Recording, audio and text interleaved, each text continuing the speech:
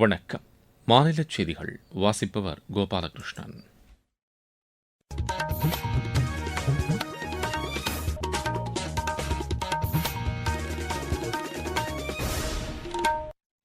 தலைப்புச் செய்திகள். உலகில் அமைதிக்கான அனைத்து முயற்சிகளையும் இந்தியா ஆதரிப்பதாக பிரதமர் திரு நரேந்திர மோடி தெரிவித்துள்ளார். நாட்டில் இதுவரை 28 லட்சத்திற்கும் அதிகமான மின்சார வாகனங்கள் விற்பனையாகியுள்ளதாக மத்திய அரசு தெரிவித்துள்ளது.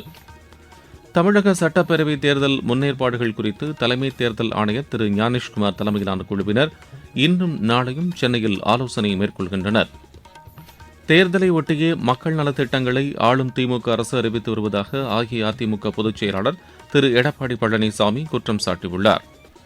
உலகக்கோப்பை டுவெண்டி கிரிக்கெட் போட்டியின் சூப்பர் 8 சுற்றில் இந்தியா இன்று ஜிம்பாப்வேயை எதிர்கொள்கிறது. இனி விரிவான செய்திகள். உலகில் அமைதிக்கான அனைத்து முயற்சிகளையும் இந்தியா ஆதரிப்பதாக பிரதமர் திரு நரேந்திர மோடி தெரிவித்துள்ளார். அரசுமுறை பயணமாக இஸ்ரேல் சென்றுள்ள அவர் அந்நாட்டு நாடாளுமன்றத்தில் உரையாற்றியபோது இதனை தெரிவித்தார். தீவிரவாதத்திற்கு எதிராக இந்தியா இரட்டை நிலைப்பாடின்றி நிலையான மற்றும் சமரசமற்ற கொள்கையை கொண்டுள்ளதாக கூறினார். தீவிரவாதம் சமூகத்தை சீர்குலைத்தல், வளர்ச்சிக்கு தடையாக இருத்தல் மற்றும் நம்பிக்கையை சிதைத்தல் ஆகியவற்றை நோக்கமாக கொண்டுள்ளது என்று அவர் கூறினார். கடந்த ஆண்டு அக்டோபர் மாதம் இஸ்ரேலில் ஹமாஸ் அமைப்பால் நடத்தப்பட்ட தீவிரவாத செயல்களால் உயிரிழந்தவர்களுக்கு இரங்கலை தெரிவித்துக் கொள்வதாக பிரதமர் கூறினார். இந்தியர்கள் அந்த வலியை உணர்வதாகவும் துயரத்தை பகிர்ந்து கொள்வதாகவும் அவர் தெரிவித்தார். இத்தருணத்தில் இஸ்ரேலுக்கு இந்தியா உறுதுணையுடன் இருப்பதாகவும் அவர் கூறினார். மும்பை தீவிரவாத தாக்குதலில் இஸ்ரேல் குடிமக்கள் உள்ளிட்ட அப்பாவி பொதுமக்கள் உயிரிழந்ததை அவர் சுட்டிக்காட்டினார். இந்தியாவில் இஸ்ரேலியர்கள் எந்த பாகுபாடும் அச்சுறுத்தலும் இல்லாமல் வசித்து வருவதாக அவர் தெரிவித்தார். இது இந்தியாவின் பெருமைக்கு சான்றாகும் என்றும் பிரதமர் கூறினார். நாட்டில் இதுவரை 28 லட்சத்திற்கும் அதிகமான மின்சார வாகனங்கள் விற்பனையாகியுள்ளதாக கனரக தொழில்துறை அமைச்சர் திரு HD குமாரசாமி கூறியுள்ளார். புதுதில்லியில் மின்சார வாகனங்கள் குறித்த தேசிய மாநாட்டில் உரையாற்றிய அவர் இதில் 20 லட்சம் இருசக்கர மின்சார வாகனங்களும் 3 லட்சம் மின்சார 3 சக்கர வாகனங்களும் அடங்கும் என்று தெரிவித்தார்.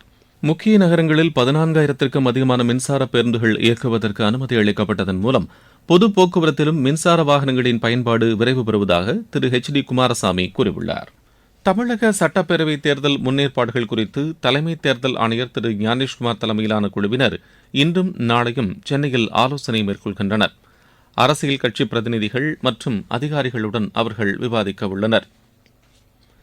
தமிழக சட்டப்பேரவைத் தேர்தலை ஒட்டி முறையற்ற பணப்பரிமாற்றம் மற்றும் தேர்தல் செலவினங்களை கண்காணிக்க வருமான வரித்துறையின் புலனாய்வு பிரிவின் சார்பில் 24 மணி நேர கட்டுப்பாட்டு மையம் அமைக்கப்பட்டுள்ளது.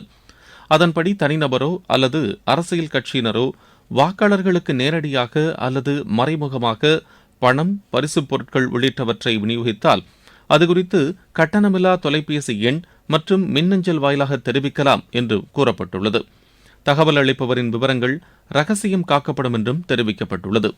இதுகுறித்த புகார்களை 1800-425-6669 என்ற தொலைபேசி எண் மூலம் அல்லது TN Election Complaints 2026@incometax.gov.in என்ற மின்னஞ்சல் மூலம் தெரிவிக்கலாம் என்றும் கூறப்பட்டுள்ளது. தேர்தலை ஒட்டியே மக்கள் நலத்திட்டங்களை ஆளும் திமுக அரசு அறிவித்து வருவதாக அஇஅதிமுக பொதுச் செயலாளர் திரு எடப்பாடி பழனிசாமி குற்றம் சாட்டியுள்ளார். சென்னை அருகே மதுரவாயல் மற்றும் பூவிருந்தவல்லி பகுதிகளில் பிரச்சாரம் மேற்கொண்ட அவர் கடந்த 5 ஆண்டுகளில் வீட்டு வரி மற்றும் கடைகளுக்கான வரி 50% மேல் அதிகரித்துள்ளதாக கூறினார். அரசு ஊழியர்கள், செவிலியர்கள், விவசாயிகள், மாற்றுத்திறனாளிகள் ஆகியோர் கோரிக்கைகளை வலியுறுத்தி நாள்தோறும் அரசுக்கு எதிராக போராட்டத்தில் ஈடுபட்டு வருவதாகவும் அவர் தெரிவித்தார். எதிர்வரும் சட்டப்பேரவைத் தேர்தலில் அஇஅதிமுக தனி பெரும்பான்மையுடன் ஆட்சி அமைக்கும் என்றும் திரு எடப்பாடி பழனிசாமி நம்பிக்கை தெரிவித்தார். நீங்கள் கேட்டுக்கொண்டிருப்பது மாநில செய்தி அறிக்கை. மக்கள் போற்றும் மத்திய பட்ஜெட். தமிழகத்தின் ரயில் மேம்பாட்டு திட்டங்களுக்கு 7,611 கோடி ரூபாய் நிதி ஒதுக்கீடு. சென்னையிலிருந்து ஹைதராபாத் மற்றும் பெங்களூருவுக்கு புல்லட் ரயில் வழித்தடம். தென்னை விவசாயிகளுக்கான ஊக்குவிப்பு திட்டம். ஆதிச்சநல்லூரில் சர்வதேச தரத்திலான கலாச்சார மையம். பொதிகை மலையில் மலையேற்றத்திற்கான வழித்தடம். பழவேற்காடு ஏரியில் பறவைகள் காட்சி மையம். மாவட்டம் தோறும் மகளிர் விடுதிகள். தமிழகம் மட்டுமின்றி நாடே போற்றும் மத்திய பட்ஜெட். வளர்ச்சியடைந்த இந்தியாவிற்கான பயணத்தில் மோடி அரசு தொடரும் சீர்திருத்த நடவடிக்கைகள்.